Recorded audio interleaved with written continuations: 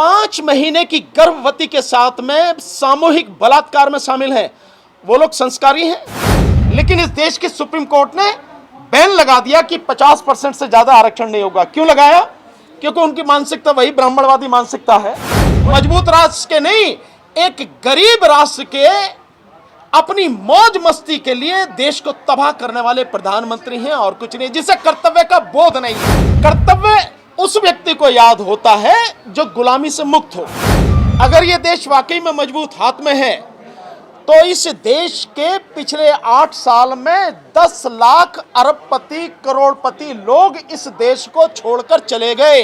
गुजरात दंगों से संबंधित सारी फाइलें बंद कर दी एक झटके में, आते ही पहले दिन, कि अगर उनके दामन पाक होते तो बीजेपी से डरते नहीं। उनकी भी कहीं ना कहीं फाइल खुली पड़ी होगी। ईडी का डर उन्हें भी होगा, सीबीआई का डर उन्हें भी होगा। संविधान को जिस तरह से खत्म किया जा रहा है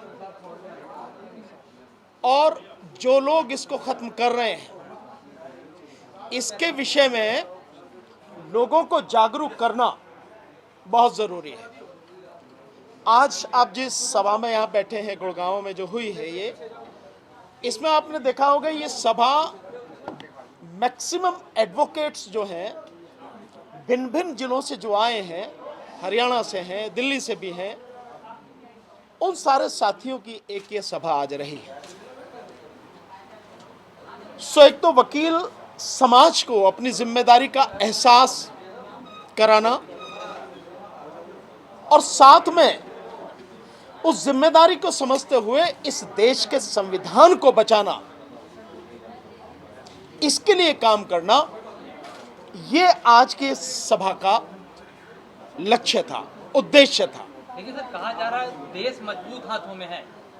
वो तो आप कह रहे हो या मोदी जी कहते फिरते हैं मजबूत हाथों में है।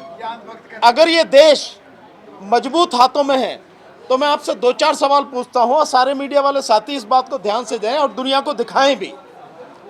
अगर ये देश मजबूत हाथों में है तो चाइना क्यों लगातार हमें आंख दिखा रहा है, हमारी जमीन पर कब्जा करता चला जा रहा है और इसके साथ साथ हमारे जो इलाके हैं उनके पास में अपनी बस्तियां बसाता चला जा रहा है।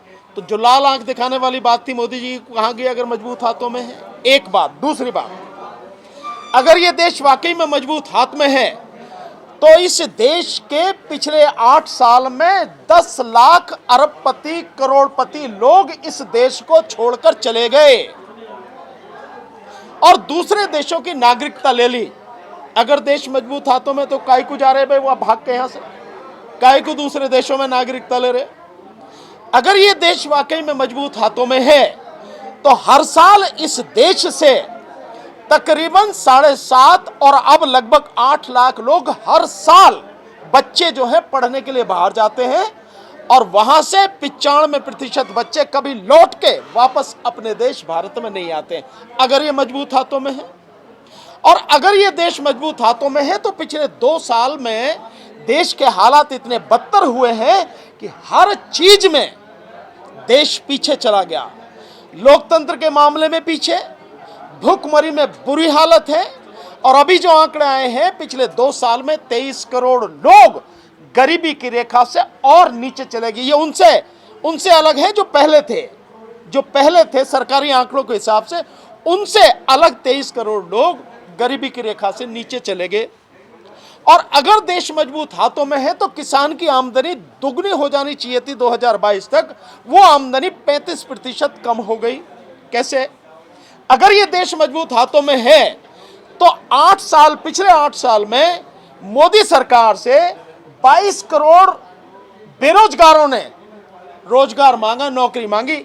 मात्र 7,22,000 लोगों को मोदी सरकार रोजगार दे सकी।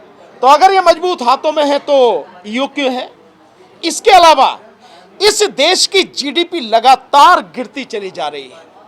ये देश अगर मजबूत हाथों में है तो देश का निजीकरण क्यों किया जा रहा है?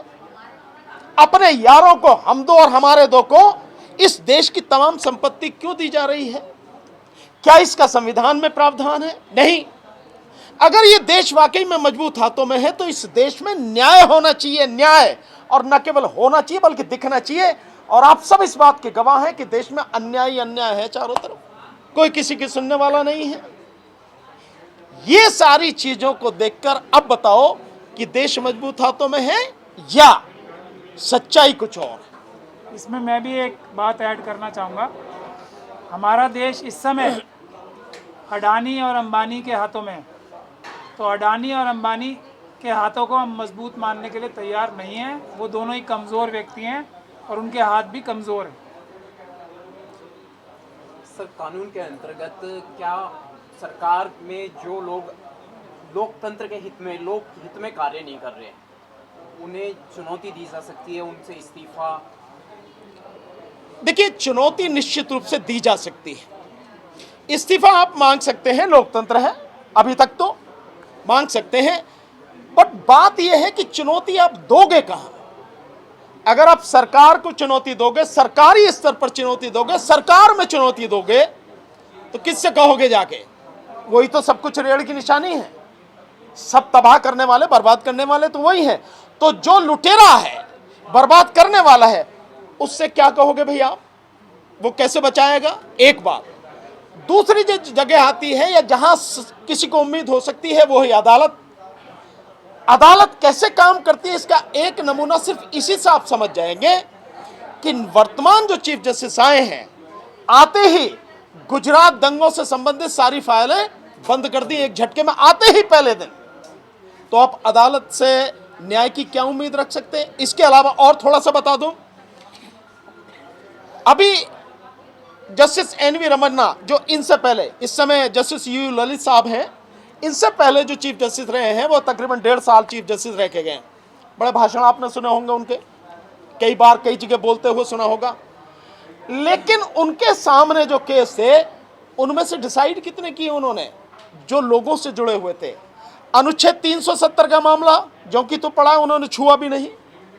कितनी ही हैबियस कार्पस रिट है जो कि तो पढ़ी है, छुई भी नहीं। अदालत में, हाई कोर्ट और सुप्रीम कोर्ट में कुल मिला के 1 लाख कंटेम्प्ट पिटीशन पड़े हैं, 1 लाख। और उनमें से मैक्सिमम वो हैं जो सरकारी अधिकारी कर्मचारी अदालत के आदेशों को मानते नहीं है, उनके खिलाफ कंटेम्प्ट पड़ी हुई है। कितने डिसाइड हुए हैं आप इससे पता अंदाजा लगाएं। दूसरा, 10% आर्थिक आधार पर आरक्षण जो पूरी तरह से गैर संवैधानिक है, उसके विषय में रिट पड़ी हुई है, सुप्रीम कोर्ट सुनने को तैयार नहीं है। इसके अलावा इलेक्टोरल बॉन्ड का मसला है, वो पिटीशन पड़ी हुई है, सुप्रीम कोर्ट ने सुना नहीं। और तो छोड़ दिए, जस्टिस एनवी रमन्ना के सामने पेगासस का मामला आया, और पेगासस का मामला आप देखिए कि सुप्रीम कोर्ट के जजेस की जासूसी, हाई कोर्ट जजेस की जासूसी, पत्रकारों की जासूसी, वकीलों की जासूसी, सेना के अधिकारियों की जासूसी, आपके जो है जो सीबीआई के लोग हैं उनकी जासूसी, सरकार में बैठे मंत्रियों की जासूसी, पार्टी के लोगों की जासूसी, सबकी जासूसी हो रही है। और ये मसला पेगासस का सरकार जस्टिस एनवी रमन्ना के सामने, उसके लिए सुप्रीम कोर्ट के ही एक जज जो है उनकी अध्यक्षता में कमेटी बनाई, उसकी रिपोर्ट भी आ गई, नतीजा 0, 0। तो आप किससे उम्मीद करोगे? तो आपका कहना तो सही है कि इनके खिलाफ आवाज उठाई जा सकती है, आवाज उठाई जा सकती है। बात यह है कि सुनने वाला और उसको जो है उसको फैसला देने वाला, न्याय देने वाला कौन है? कोई नहीं। इसलिए अब आवाज उठाने की बजाय सब कुछ सामने है, तो इस सरकार को जड़ से उखाड़ के फेंकने की तैयारी करो, तभी कुछ बचेगा। और ये जन आंदोलन से संभव है, अन्यथा नहीं। सर, सरकार कह रही है कि भाई गुलामी की जो मानसिकता है उससे अब हमें निकलना पड़ेगा बौद्धिक तौर पर। साथ ही साथ जो सेंट्रल विस्टा प्रोजेक्ट है, इसको आप कैसे देख रहे हैं? और जो कर्तव्य पथ बनाया गया है, इसको लेकर कई लोग कह रहे हैं कि अब राजभवन का नाम भी जो है कर्तव्य भवन कर देना चाहिए, राजस्थान का नाम बदल है कर्तव्य स्थान कर देना चाहिए, कैसे देख रहे हैं? बिल्कुल ठीक कह रहे हैं मोदी जी। मोदी जी को अडानी और अंबानी की गुलामी से अब निकल जाना चाहिए, देश के बारे में भी सोचना चाहिए। ये बिल्कुल ठीक कह रहे हैं। और दूसरी बात यह है कि जो ये लाखों करोड़ रुपए अपने ऊपर खर्च कर रहे हैं और अपनी सुविधाओं के लिए खर्च कर रहे हैं, अपने आप को बादशाह या राजा बनाने के लिए कोशिश कर रहे हैं, उसको ख़त्म करके सेंट्रल विस्टा को एक ऐसी जगह बनानी चाहिए जहाँ पे आम आदमी जा सके, मेंबर ऑफ पार्लियामेंट या प्रधानमंत्री ना बैठे, आम आदमी को जगह मिलनी चाहिए वहाँ पे। ये बिल्कुल ठीक बात कह रहे हैं।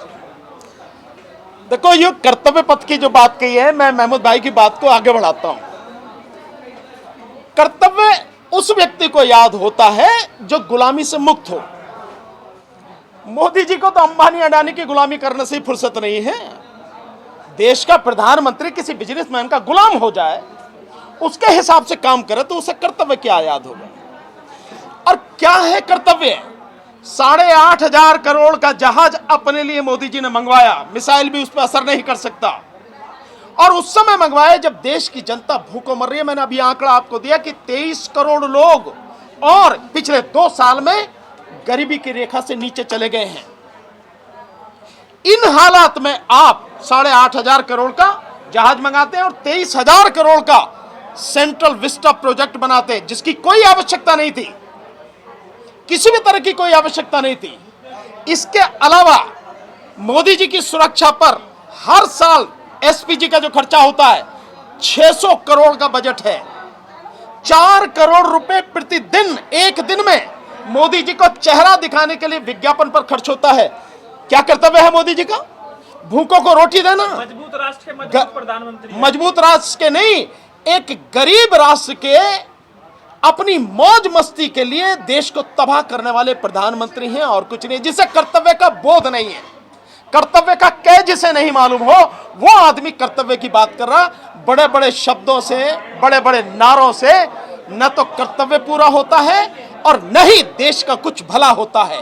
जिस देश में बच्चे शिक्षा के लिए तरस रहे हो, जिस देश में आधे से अधिक आबादी को न्यूट्रिशन नहीं मिलता हो, उस देश में आप प्रधानमंत्री मौज मस्ती से रह रहा हो। मतलब सबसे बुरी स्थिति में जब देश पहुंच गया है, ये वो देश की हालत है जिस देश के 85% लोगों की 85% लोगों का हक मात्र 2% लोग दबाए बैठे हो। आप उसकी बात कर रहे हैं। मोदी जी का मुखौटा बनाने के लिए देखिए बहुत महत्वपूर्ण बात है, कितनी बड़ी पीआर एजेंसी और कितने मेकअप आर्टिस्ट। तो ये मुखौटा बनाने के लिए असली मुखौटा, असली चेहरा क्या है मोदी जी का, वो छुपाने के लिए मेकअप आर्टिस्ट इस्तेमाल किए जाते हैं जो करोड़ों रुपए ले रहे हैं। आप लोगों ने सब देखा होगा ना। असली चेहरा छुपाने के लिए और नकली चेहरा दुनिया के सामने लाने के लिए जो व्यक्ति करोड़ों रुपए खर्च कर रहा हो, वो मजबूत हो सकता है या नहीं, हम देश की जनता पे ही छोड़ना चाहते हैं। सर, ईवीएम बैन की आपने आज बात की, यहाँ से ऐलान किया, साथ ही साथ बीजेपी ने तो 2024 के जो चुनाव है उसका ऐलान कर दिया है। जो उन्होंने राज्य के प्रभारी है वो नियुक्त कर दिया है अभी से ही। आप ईवीएम बैन की बात करें, उन्होंने चुनाव की तैयारी शुरू कर दी है। निश्चित रूप देखिए, ये तो बहुत पहले कर दिया था। आपको ध्यान होगा उत्तर प्रदेश के चुनाव के बाद जिस समय प्रधानमंत्री मोदी उत्तर प्रदेश में गए, तो उसी समय उन्होंने उनसे कह दिया था बीजेपी के विधायकों से कि भाई 2024 की तैयारी करो चुनाव की। सो उनकी तैयारी चल रही है। वो हमेशा 24 घंटे केवल चुनावी मोड में ही रहते हैं और कुछ उन्हें आता जाता नहीं है, तो वो तो अपना काम कर रहे हैं। बात यह है, मैंने जो ईवीएम की बात कही, मैं इस देश की जनता से कहना चाहता हूं कि तुम्हारा जो सबसे बड़ा अधिकार है वो मताधिकार, वो वोट का अधिकार, उसकी रक्षा करना किसकी जिम्मेदारी है? आपकी। आप ही करेंगे उसे। वोट हम डालते हैं लेकिन हमारी वोट लूट ली जाती है, और जिस तरह से लूटी जा रही है हम सब समझ रहे हैं, फिर भी हम उस वजह को खत्म नहीं करना चाहते। रही पार्टियां, पॉलिटिकल पार्टियां, तो विपक्ष की किसी भी पॉलिटिकल पार्टी का उन्हें मालूम नहीं है कि ईवीएम में धांधली होती है। सो वो क्यों नहीं बोलते हैं? तो बहुत सीधी सी बात है कि अगर उनके दामन पाक होते तो बीजेपी से डरते नहीं। उनकी भी कहीं ना कहीं फाइल खुली पड़ी होगी, ईडी का डर उन्हें भी होगा, सीबीआई का डर उन्हें भी होगा, है नहीं है? और रही दूसरी और पार्टियों की बात, तो कहीं ना कहीं सबका हाल यही है। इसलिए मैं ये मानता हूं कि जनता की जिम्मेदारी है कि अपने वोट को बचाए, इस देश के लोकतंत्र को बचाए, इस देश के संविधान को बचाए, और ये केवल जन आंदोलन से संभव है। और ये तभी संभव है कि जन आंदोलन बन के ईवीएम का खात्मा हो और फिर बैलेट पेपर से चुनाव हो। फिर देखते हैं मोदी जी में कितना दम है। 56 इंच का सीना है या 56 मिलीमीटर भी नहीं रहा, तब पता लगेगी ना। आपने एक सवाल के जवाब में कहा कि लोकतंत्र में आप इस्तीफा मांग सकते हैं, अभी तो लोकतंत्र है, इसका क्या मतलब है? नहीं, अभी तो ये है कि भी बोल सकते हैं, हम भी बोल पा रहे हैं, तभी तो इतना कह पा रहे हैं। नहीं तो ये भी सब खत्म हो जाएगा। नहीं, देखिए आगे तो सब कुछ खत्म हो जाएगा। 2024 के बाद बोलेंगे ना इस देश में चुनाव नहीं होंगे, आप लिख लेना, इस देश में चुनाव नहीं होंगे। और इस देश की 120 करोड़ आबादी को हर तरह के अधिकार से वंचित करने का सारा प्लान है। मैं इसको समझा देता हूं तो आप और समझ लेंगे। अच्छा हुआ आपने पूछ लिया, मैं बात कहनी भूल गया तो अब हम उसका जवाब देता हूं। 12 अगस्त का इलाहाबाद, प्रयागराज बोलते हैं आजकल उसको, इलाहाबाद से यानी प्रयागराज से दैनिक भास्कर एक न्यूज़पेपर निकला है, डेट 12 अगस्त की, जहां तक मुझे ध्यान है यही है। उसमें फ्रंट पेज पे एक बात छपी है कि देश का नया संविधान बनाया जा रहा है, और उसमें डिटेल में लिखी है कि जो संविधान होगा, इस संविधान में हिंदू, सुनना इस बात को मैं एक्सप्लेन करूंगा तरीके से, हिंदू, बौद्ध, जैन और सिख, केवल इन्हीं को मताधिकार होगा, और यह संविधान मनुस्मृति पर आधारित होगा।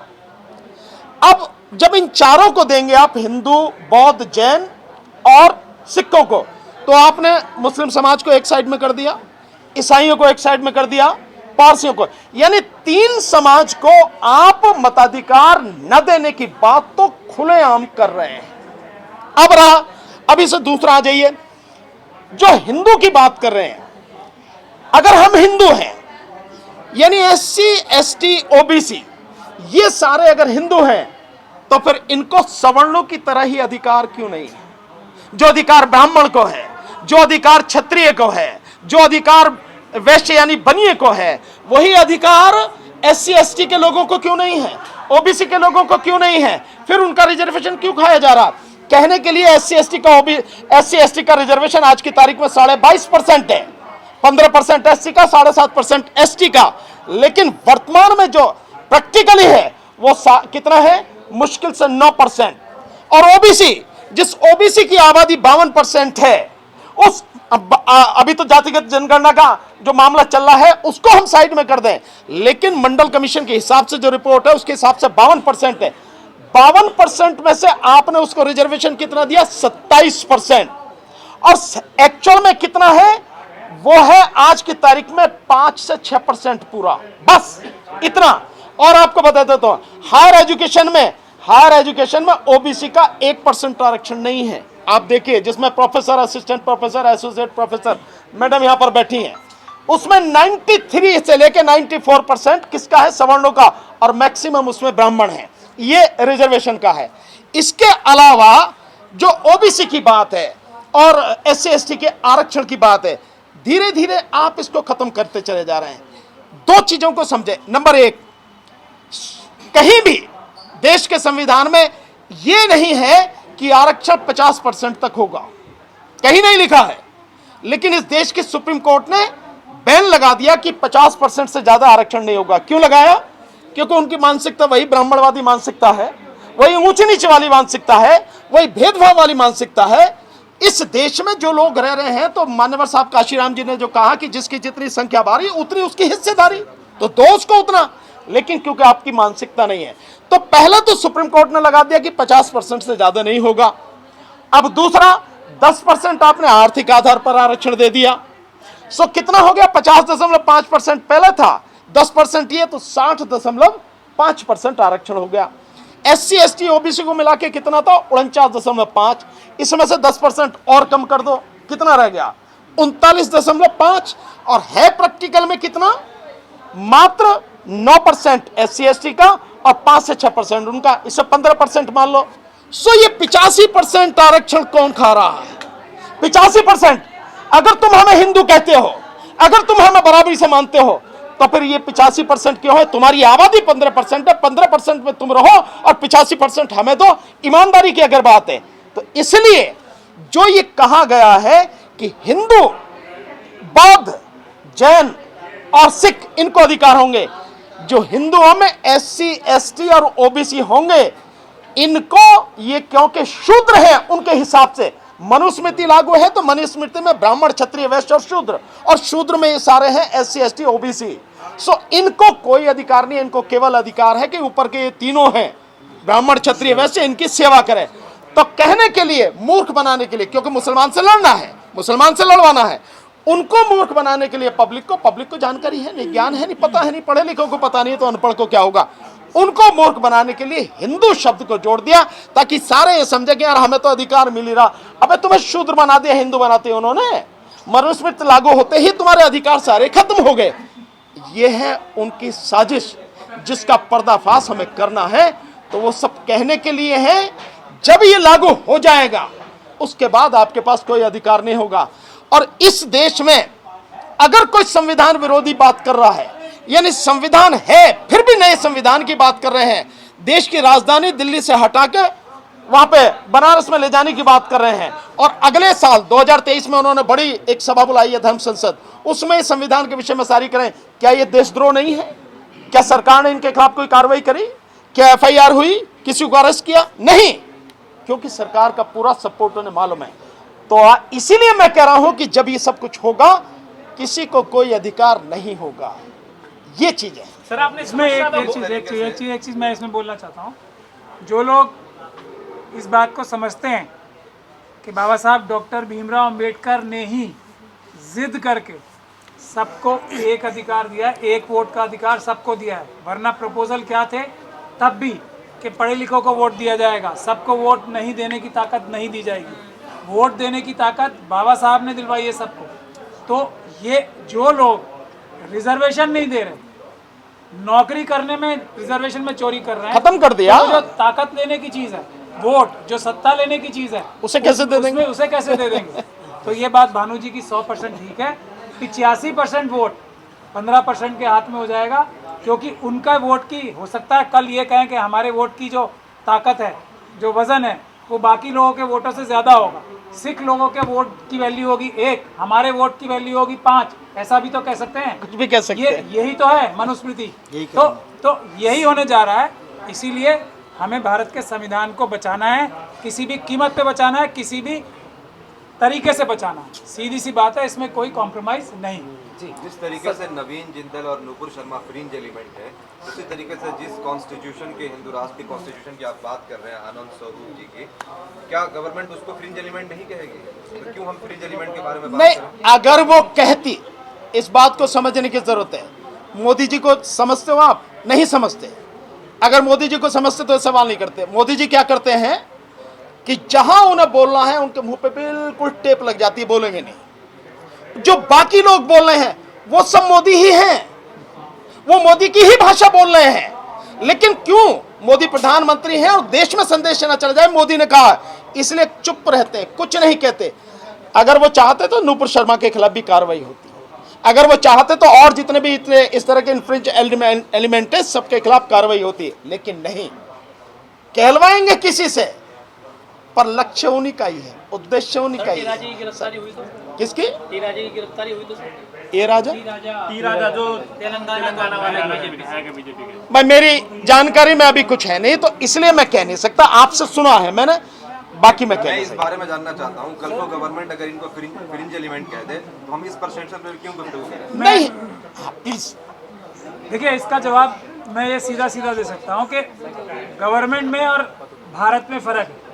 गवर्नमेंट बनती है 5 साल के लिए, एक पार्टी की बनती है, उसमें फ़र्क है। ये पूरी पार्टी ही फ्रिंज एलिमेंट है, देश के संविधान की फ्रिंज एलिमेंट है। तो अभी तो गवर्नमेंट में ही फ्रिंज एलिमेंट बैठे हैं सारे।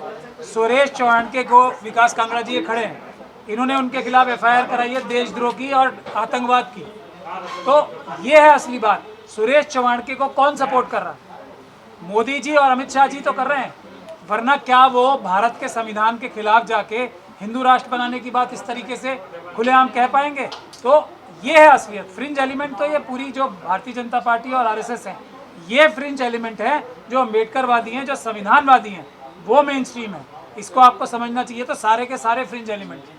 पूरे 9 महीने बाद सुरेश चौहान के ऊपर FIR दर्ज हो पाई है। मैं डटा रहा, बिनड रहे, और अब तक SC/ST एक्ट लगने के बावजूद भी उसको अरेस्ट नहीं किया गया। तो आप इस चीज़ को समझ सकते हो। जिस तरह बिल्किस बानो को मतलब जो बलात्कार करके उसको रिहा किया 15 तारीख को, उसमें आप क्या कहना चाहेंगे? बिल्किस बानो के विषय में जो हुआ है, मैं समझता हूं इस देश के संविधान का, इस देश में न्याय तंत्र का बहुत ही भद्दा मजाक उड़ाया गया। जिस 5 महीने की गर्भवती महिला के साथ गैंगरेप किया गया, उसकी 3 साल की बच्ची को पटक कर मार दिया गया, उसके परिवार के 13 लोगों की हत्या की गई। ऐसे लोगों को उस दिन छोड़ा जाना जिस दिन प्रधानमंत्री महिलाओं के सम्मान की बात लाल किले से कर रहे हैं, और अजीब भावुक तो नौटंकी करने में एक नंबर है भाई, तो कोई इसमें कोई नई बात है क्या? हाँ, मतलब ड्रामा सा कर देना और उनको चुप हो जाना, उनको आंसू आ रहे हैं कि बोला नहीं जा रहा। अरे नौटंकी उसकी 8 साल से देख रहे हो यार, हम सब समझते हैं। सबसे बड़ी बात यह है कि एक तरफ आप लाल किले से 15 अगस्त को महिलाओं के सम्मान की बात करें और तुम्हारे ही गृह राज्य में तुम्हारी ही पार्टी ऐसे जघन्य अपराध के अपराधियों को छोड़ रही है। और अगर ये है तो मैं यहां ये कहना चाहूंगा कि जो सिख समाज के जो लोग बंदी हैं 27 साल से, 25 साल से, 32 साल से, उन्हें क्यों नहीं रिहा किया जाता? सिख समाज के जो बंदी हैं, जिसके विषय में अभी 31 दिन तक आंदोलन चला गुरुद्वारा बंगला साहिब में, आप देखिए उनमें बड़ी, आप देखिए अभी तो उनका केस भी पूरा नहीं हुआ। भाई साहब महमूद पराचा जी जो हैं, उसमें एक मुख्य साथी हैं जिनको 1995 में जगतार सिंह हवारा साहब, अभी तो उनका केस ही चल रहा। यानी जिनको सुप्रीम कोर्ट से सजा हो गई, उन ऐसे जघन्य अपराधियों को छोड़ दिया। और जिनका केस भी अभी डिसाइड नहीं हुआ है, वो साथी, एक व्यक्ति उसमें 1990 से बंद है, कितने हो गए? 32 साल। 7 व्यक्ति उसमें 1995 से बंद है, कितने हो गए? 27 साल। और एक व्यक्ति 1997 से बंद है, यानी 25 साल। इतने समय से बंद है। और इसके अलावा ऐसे कितने ही लोग हैं जो उन अपराधों में अभी जेल में हैं, जिन अपराधों में उनकी जो सजा होती है उससे ज्यादा काट चुके हैं, जेल में पड़े अभी। सो क्या उसको नहीं ध्यान में रखना चाहिए था? पर ये मोदी का राज है, नौटंकी करने के अलावा और झूठ बोलने के अलावा, लोगों को धोखा देने के अलावा, गुमराह करने के अलावा दूसरा कोई उनके पास में काम नहीं है। सर संस्कारी कहा जा रहा है, संस्कारी ब्राह्मण थे इसलिए उनके स्वभाव बड़े अच्छे थे जेल में। उसमें भारत तो तुम्हें क्या कहना चाहिए? तुम्हें क्या कहना चाहिए? यानी जो व्यक्ति 5 महीने की गर्भवती के साथ में सामूहिक बलात्कार में शामिल है, वो लोग संस्कारी हैं? अगर सही मायने में आदमी एक कानून को ध्यान में न रखे और अगर अपना आपा खो दे, तो सड़क पे खींच के चीर के मार दे, खत्म कर देगा उन्हें। ये इस सजा के हकदार हैं। और केवल उन्होंने बलात्कार ही नहीं किया, सामूहिक बलात्कार, बल्कि उन्होंने उस परिवार के 13 लोगों की हत्या की। इनको संस्कारी कह रहे हो? और जिन संस्कारों की बातें अगर वो संस्कार पूरे गिनाओ, तो ब्राह्मण धर्म ग्रंथों के हिसाब से ही जितने संस्कार हैं अगर गिना दिए या सारे सब बता दिए, तो पता लग गया कि कौन कहां खड़ा है। ये चीजें हमें मत बताओ, हमने सब सारी। किसी के इशारे पे छोड़ेंगे? अरे इशारा किसका हो सकता है? सैया भाई कोतवाल तो फिर डर काहेगा? जब लाल किले से जो सब कुछ संभालने वाले करने वाले हैं, तो किसने छोड़ा होगा? किस वजह से? भारत जोड़ो यात्रा निकाली एक बढ़िया बात है भाई, दुआ करो ना भारत जुड़ जावे। और इससे भी ज्यादा मैं तो ये कहूंगा, दुआ ये करो कि जुड़े ना जुड़े जैसी भी स्थिति में, पर खड़ा जरूर हो जाए इकट्ठा होके, ताकि बीजेपी का सुपड़ा साहब 2024 में किया जा सके। क्या लगता है राहुल जी प्रधानमंत्री बनेंगे? तो राहुल जी से पूछ यार, मेरे से काहे को पूछ रहा? जिसका अगर 272 MP राहुल जी के पास में होंगे, उनको सपोर्ट करेंगे, तो कोई भी उन्हें प्रधानमंत्री बनने से नहीं रोक सकता।